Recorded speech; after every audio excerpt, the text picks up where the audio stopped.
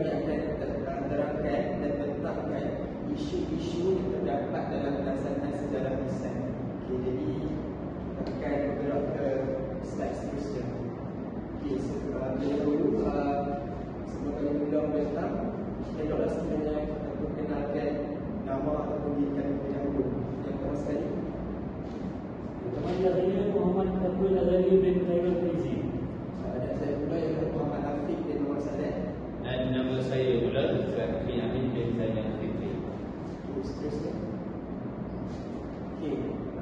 Saya akan terangkan apakah itu isu sejarah lisan.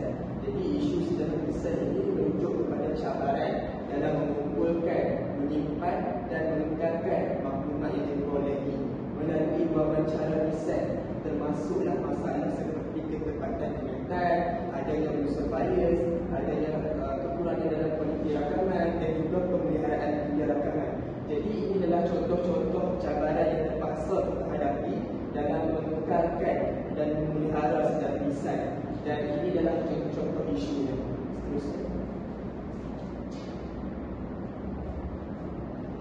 Baiklah, saya akan terangkan dulu faktor utama yang menjadi salah satu cabaran ataupun isu dalam pelaksanaan sejarah lisan. Yang pertama sekali ialah melalui isu kaedah pemeliharaan dan pemeliharaan. Yang pertama sekali, melalui kaedah pemeliharaan dan pemeliharaan ini, kita boleh lihatlah bahawa kualiti rakaman yang merosak boleh menjadi salah satu faktor menyebabkan sejarah lisan sukar untuk berkembang. Hal ini disebabkan apa? Berlatar rakaman lama seperti pipa kaset mungkin kehilangan kualitinya yang menyebabkan rakaman tidak jelas. Contoh yang saya beri ialah rakaman wawancara yang ada pada tahun 1980-an sukar didengar kerana bunyi yang rosak. Hal ini mungkin disebabkan faktor-faktor kualiti rakaman yang ketika itu kurang canggih, dan apabila kita ingin mentranskripsinya kepada zaman sekarang kurang efisien. Baiklah, seterusnya saya berikan contoh ataupun isi kedua, iaitu format yang tidak serasi. Contohnya, format digital dan analog yang berbeza memerlukan penyelenggaraan yang berbeza lah. Contohnya, wawancara yang dirakam dari format dalam VHS sukar ditukar kepada teknologi sekarang, iaitu digital. Jadi inilah mengapa sebabnya kesukaran untuk kita memelihara dan memelihara sejarah lisan. Masih di isu utama, iaitu kaedah pemeliharaan dan pemeliharaan. Isi yang ketiga ialah kerosakan fizikal. Kerosakan fizikal ni macam mana? Selalunya media penyimpanan seperti CD dan kaset boleh rosak akibat kelembapan, suhu ataupun serangga-serangga. Contohnya, rakaman reaktif tempatan rosak kerana terkena banjir. Jadi ini adalah risiko-risiko yang perlu kita hadapi sekiranya kita menyimpan CD dan kaset-kaset yang lama ni lah selama berabad-abad dan tahun-tahun. Dan seterusnya, isi terakhir dari kaedah pemeliharaan dan pemeliharaan ini ialah isu ketiadaan proses pemeliharaan yang sistematik. Sesetengah institusi ini tidak mempunyai sistem pemeliharaan yang teratur. Contohnya, banyak rakaman lama hilang kerana kita tidak mengekalkan prosedur pemeliharaan yang standard yang boleh mengekalkan kejiduan rakaman secara lisan.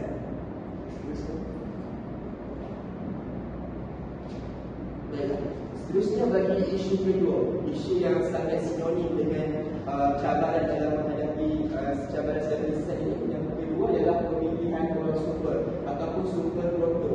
Yang kita boleh lihat daripada kesahan ataupun isu ini adalah daripada segi integriti daripada orang yang kita terbual. Contohnya, pemilihan orang sumber ini mungkin mempunyai keterbatasan ingatan. Disebabkan apa? Disebabkan orang sumber mungkin mempunyai ingatan yang terbatas atau telah terlupa peristiwa-peristiwa penting yang terjadi sebelum ini. Disebabkan sejarah-sejarah ini selalunya mengambil masa atau tempoh yang sangat lama untuk diingatkan kembali. Contohnya, kita lihat bahawa warga emas mungkin sukar mengerti butiran sejarah yang berlaku 50 tahun dahulu. Mungkin kita lihatlah pada zaman dahulu mungkin warga emas ini masih muda. Jadi mereka kurang ingat setiap maklumat yang terperinci tentang kejadian sejarah yang mereka pernah lalui. Dan seterusnya ialah adanya bias ataupun perspektif pribadi, iaitu orang sumber ataupun pemilihan orang sumber ini mungkin memberikan pandangan berat sebelah ataupun bercanggah dengan fakta fakta yang sebenar-benarnya. Hal ini disebabkan apa? Contohnya, seorang bekas tentera ni hanya menceritakan kejayaan pihaknya tanpa menyebut kekalahan. Seterusnya. Dan yang ketiga, isi yang ketiga ialah pemilih kepentingan pribadi. Misalnya, orang sumber yang kita pilih ni mungkin mengubah cerita kerana mempunyai kepentingan politik atau sosial. Isi ini lebih kurang dengan isi yang sebelum ini. Tapi kita lihat contoh dia ialah seorang pemimpin masyarakat mungkin menceritakan sejarah yang memperlihatkan dirinya sebagai hero. Tapi mungkin dia tak ceritakan, pemimpin tak ceritakan kejadian sewaktu dia memerintah pemerintahan itu dalam keadaan besi. Jadi mungkin dia hanya mengarungi fakta dengan menceritakan bahawa dia merupakan seorang hero dalam pemerintahan negara tersebut. Dan yang terakhir sekali, kita boleh lihat bahawa kredibiliti orang sumber boleh ditingkatkan. Contohnya, tidak semua individu layak dijadikan sumber kerana mereka kurang pemahaman atau pengalaman dalam mengetahui isu yang dikaji. Contohnya, pemuda yang baru dewasa mungkin tidak mempunyai maklumat mendalam tentang sejarah. Jadi kita perlulah memilih orang sumber yang berintegriti, yang arif dalam isu yang ingin kita kaji ataupun yang ingin kita bincangkan. Jadi pemuda yang baru dewasa itu mungkin mereka tidak betul-betul mendalami peristiwa ataupun kajian sejarah yang terjadi. Tapi kalau kita nak cari orang sumber ini, kita kena pastikanlah mereka ini orang yang betul-betul arif dalam topik sejarah yang kita bincangkan.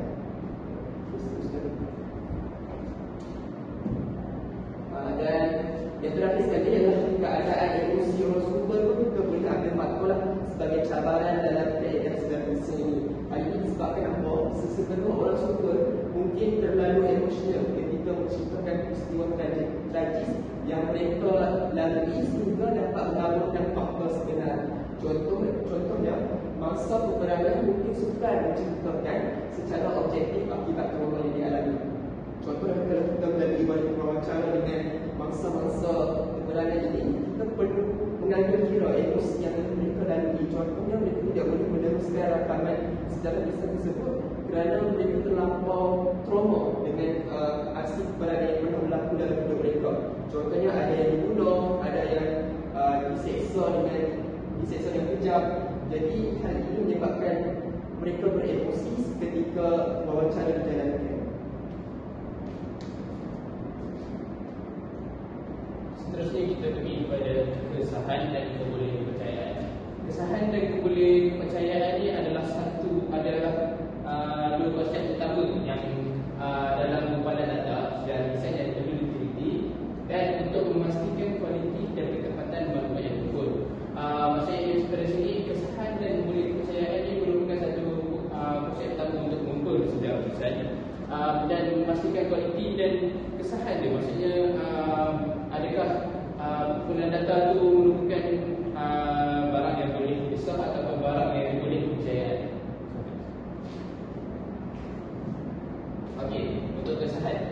Untuk konsep kesahan ini merujuk kepada sejauh mana maklumat yang dikumpulkan secara riset adalah benar-benar mencerminkan realiti atau peristiwa yang lalu. Maksudnya adakah maklumat yang diterima ni merupakan benda yang betul ataupun benda yang betul-betul berlaku ataupun tidak. Okey, yang pertama, kesahan isi. Kesahan isi ini merujuk kepada sama ada soalan-soalan yang diajukan kepada orang sumber mencakupi semua aspek penting peristiwa atau topik yang ingin dikaji. Soalan yang lengkap dan menyeluruh akan memberikan gambaran yang tepat mengenai sesuatu peristiwa. Maksudnya di sini apabila kita mewawancarakan dengan seseorang individu untuk memperingat peristiwa apa yang dia pernah lalui, kita mestilah menanyakan soalan-soalan yang lebih spesifik supaya beliau boleh menerangkan dengan lebih lanjut dan beliau boleh menceritakan satu-satu tentang apa yang soalan yang ditujukan. Yang kedua, kesahan sumber. Kesahan sumber ni apa yang dimaksudkan dengan kesahan sumber?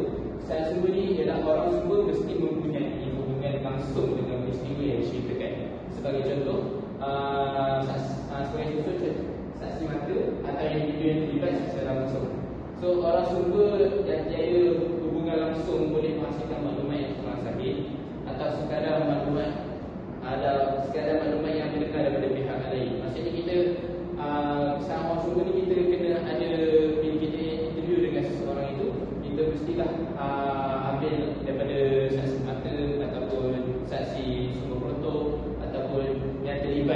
yang nampak dengan mata sendiri daripada kita ambil daripada saksi kita tengok. Sebab ini merupakan satu sumber yang lebih tepatlah kerana beliau yang sendiri ada pengalaman sendiri tentang apa yang dilalui. Okey, kemudian kesusahan data. Informasi yang diberikan perlu disahkan dengan bukti tambahan seperti dokumen, gambar atau testimoni orang lain untuk memastikan ceritanya benar-benar. Okey, contohnya bandingkan dengan catatan sejarah tulis, bukti arkeologi atau sumber primary yang lain. Okey, sebagai contoh, kalau kita ambil sebagai sejarah Melaka, kita kekurangan informasi tentang sejarah Melaka ni kerana ia berlaku terlalu lama. So kita perlukan catatan sejarah tulis ataupun bukti arkeologi ataupun sumber-sumber primary yang lain. Maksudnya kita cari apa yang boleh membuktikan tentang apa yang kita ingin tahu tentang sejarah pada Kesultanan Melayu Melaka. Dan kemudian yang paling terakhir sekali ialah kesahihan konteks. Kesahihan konteks ini bermaksud peristiwa yang diceritakan perlu diletakkan dalam konteks yang betul, di mana situasi dan latar belakang peristiwa itu dah dikira. Sekiranya konteks itu tidak tepat, maklumat mungkin terputus daripada gambaran sejarah yang sebenar. Maksudnya dari sini ialah peristiwa yang kita ambil daripada orang lain itu mestilah konteks yang sama yang kita ingin bincangkan. So supaya sejarah itu kita tak dapat gambaran yang tidak sepatutnya. Kita nak gambaran yang konteks ini tapi orang itu cerita pasal konteks lain. Next. Kemudian kita tengok kepada kebolehpercayaan. Kebolehpercayaan merujuk kepada konsistensi dan ketepatan maklumat yang diperoleh. Maksudnya di sini jika kita ada dua orang saksi, sama ada kita kena tengok saksi yang pertama dan saksi kedua ni merupakan cakap benda yang sama ataupun cakap benda yang berbeza. Itu tidak boleh percaya kerana dua ada sumber-sumber yang lain sedangkan mereka hadap benda yang sama.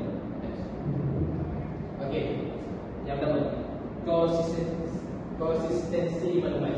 Sekiranya orang sumber menceritakan peristiwa yang sama pada masa atau tempat yang berlainan, cerita yang diberitakan sepatutnya konsisten kerana jika terdapat perubahan yang besar dalam cerita mereka, ini memungkinkan menunjuk tidak boleh percaya maklumat tersebut. Ini apa yang seperti saya bincangkan tadi, yang merupakan kalau kita ada dua sumber yang berbeza, kita perlukan cerita itu selari. Kalau cerita itu tidak selari atau tidak konsisten, dia merupakan mungkin sumber maklumat itu tidak boleh dipercayai. Yang kedua, kita ada sumber lain yang menyokong. Maklumat yang dikumpul perlu disahkan oleh lebih daripada satu sumber. Apabila beberapa sumber menceritakan peristiwa yang sama dengan budaya yang konsisten, kebolehpercayaan maklumat itu meningkat. Apa yang dimaksudkan di sini? Yang dimaksudkan di sini ialah kita kena cari lebih daripada satu sumber supaya dia boleh menyokong sumber-sumber yang terdapat pada awal-awal itu. Dan kita jika ada lebih daripada satu sumber dan sumber itu konsisten, itu boleh meningkatkan lagi kebolehpercayaan sumber yang diterima. Okay, next. Okay, lepas tu pengaruh emosi atau ingatan. Dalam sejarah lisan, ingatan manusia mungkin berubah daripada semasa ke semasa atau dipengaruhi oleh emosi. Ini boleh menjejaskan kebolehpercayaan maklumat.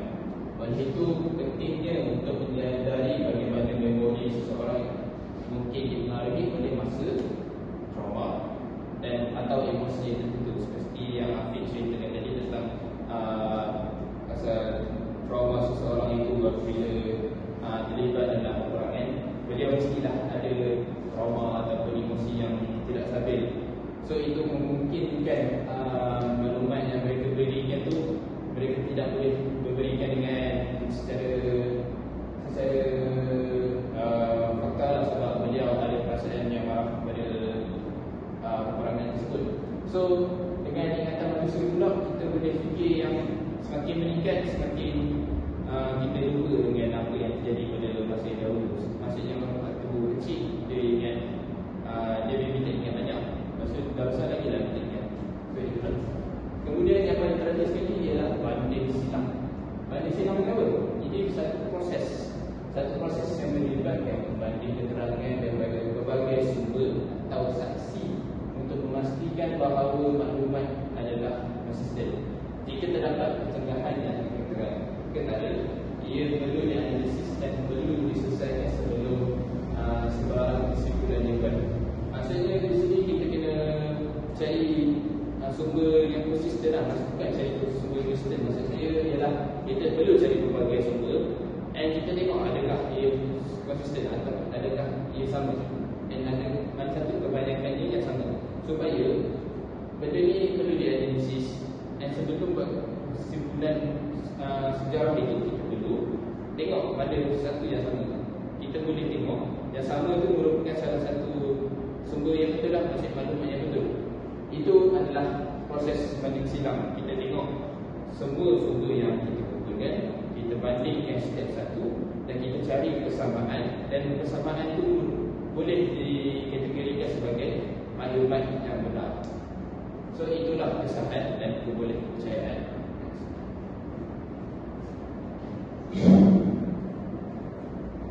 Seterusnya kita akan masuk pada isu 4, iaitu proses banding silang keterangan saksi. Jadi semasa saksi memberikan keterangan kepada penumpang itulah, semasa wawancara kita ada risiko di mana keterangan yang telah diberikan oleh saksi itu dia sedikit berbeza daripada peristiwa sebenar yang telah berlaku. Oleh demikian, proses banding silang ini sangat penting semasa melakukan kajian melalui kaedah sejarah lisan. Jadi antara punca saksi memberikan keterangan yang berbeza itu adalah yang pertama, kita ada ingatan yang terhad. Seperti yang kita tahu, manusia ni ada limit, ada had dia. Setiap orang akan lupa lah daripada selepas jangka masa yang lama ataupun jangka masa tertentu.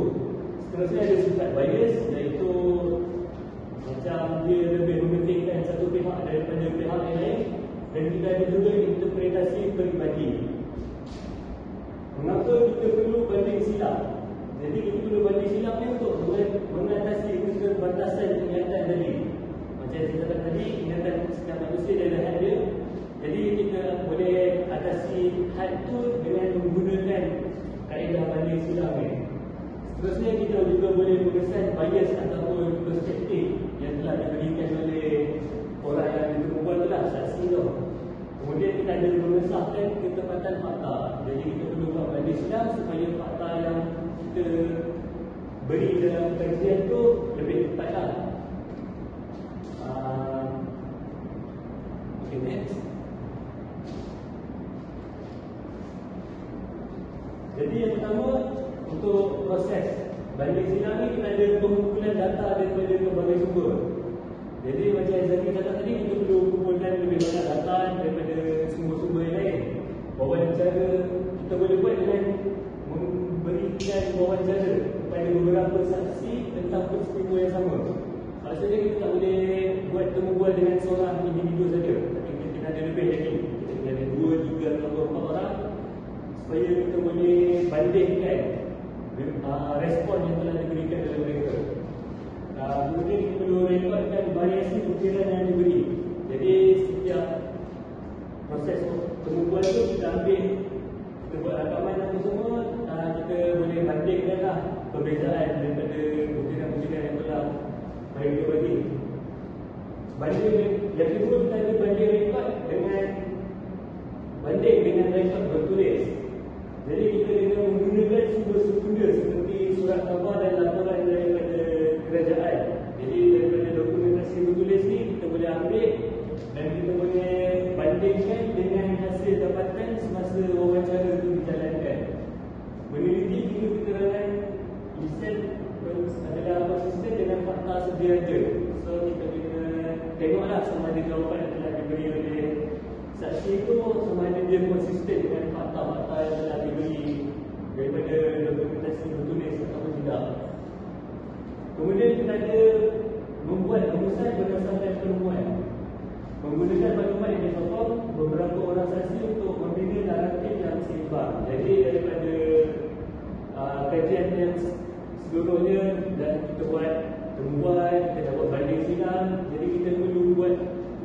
keputusan tu lah berdasarkan pertemuan tu untuk memberikan fakta yang lebih tepat lah. Jadi kita dengan keputusan ni juga kita boleh buat naratif yang lebih seimbang antara pelbagai orang semua yang telah kita temukan tadi. Yang terakhir, isu kelima, kita ada peralatan rakaman. Apa itu alat rakaman? Jadi alat rakaman ni dia merujuk kepada peranti yang kita guna untuk merakam audio atau video. Dalam konteks sejarah lisan ni, alat rakaman merekodkan rakaman wawancara, perbualan dan keterangan semasa kita berbual sebuah lisan tu. Peranti rakaman yang baik akan memastikan maklumat sejarah didokumentasikan dengan tepat dan boleh dirujuk semula dengan mudah. Macam yang saudara Rafiq dah cakap awal tadi, awal tu kita pada waktu dulu kita buat rakaman guna kaset, CD dan barangan yang sesuai dengan teknologi pada masa tu lah. Jadi dengan adanya kemajuan teknologi, kita boleh rujuk semula apa yang kita telah rakam dengan lebih mudah dan lebih cepat. Kita masuk kepada tujuan peralatan rakaman ni. Yang pertama, kita ada dokumentasi keterangan.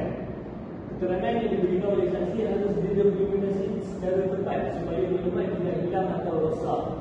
So bila kita dah buat rakaman secara terperinci dengan kualiti yang baik, barang-barang tu tidak mudah rosak lah.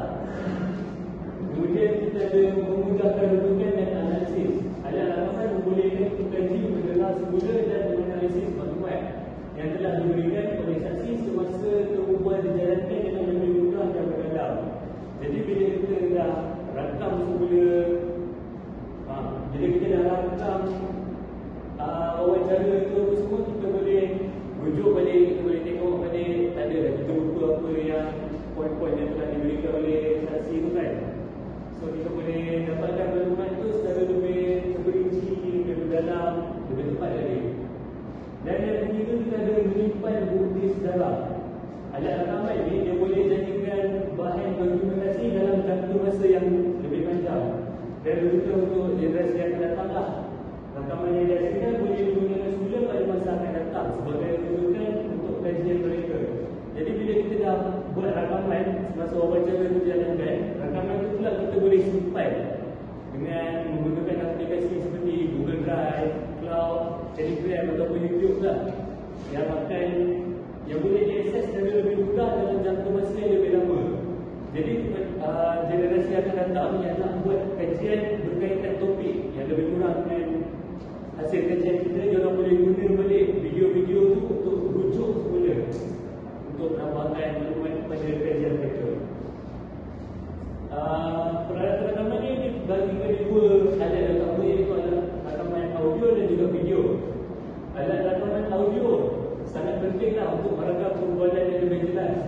Jadi kalau kita rekod pakai mikrofon macam mic telefon saja, audio tu dapat dirakam. Tapi kalau kita nak lebih kualiti yang lebih baik, kita gunakan mikrofon lah, seperti mikrofon clip-on ataupun mikrofon kondenser, mikrofon dynamic, dan kita perlukan bateri tambahan untuk memastikan mikrofon tu boleh berfungsi sepanjang rakaman itu.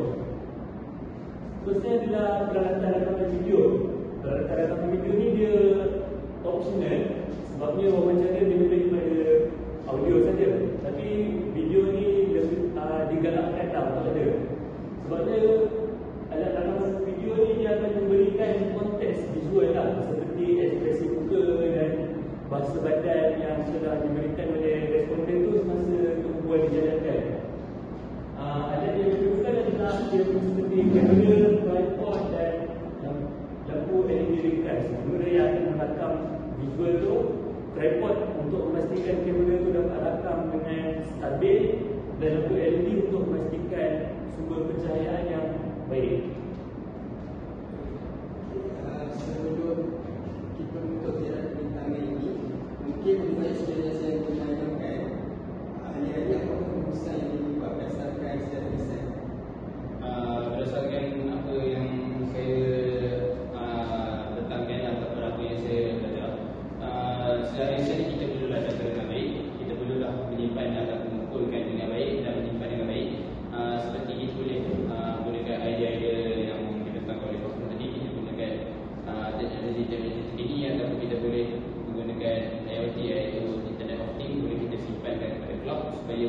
simpan dan kita boleh cari semula dengan mudah. Okey, bagi pendengar saya pula, secara desain ni perlulah kita jaga ataupun pelihara dengan sebaik-baik mungkin sebab ia merupakan maklumat tambahan kepada sejarah ataupun sumber utama iaitu sumber bertulis. Jadi kita perlulah mengurangkan risiko-risiko yang mungkin dihadapi semasa daerah secara lisan iaitu wawancara berjalankan dan sebagainya. Urusan daripada saya, kita sejarah lisan ni adalah sangat penting lah untuk menjaga sesebuah budaya ataupun masyarakat tu. Sebabnya kalau masyarakat tu masyarakat yang terpencil, dia ada kurang sejarah yang didokumentasikan secara bertulis. Jadi dengan sejarah lisan ni dia boleh memelihara lagi budaya dan tradisi masyarakat tu untuk generasi yang akan datang.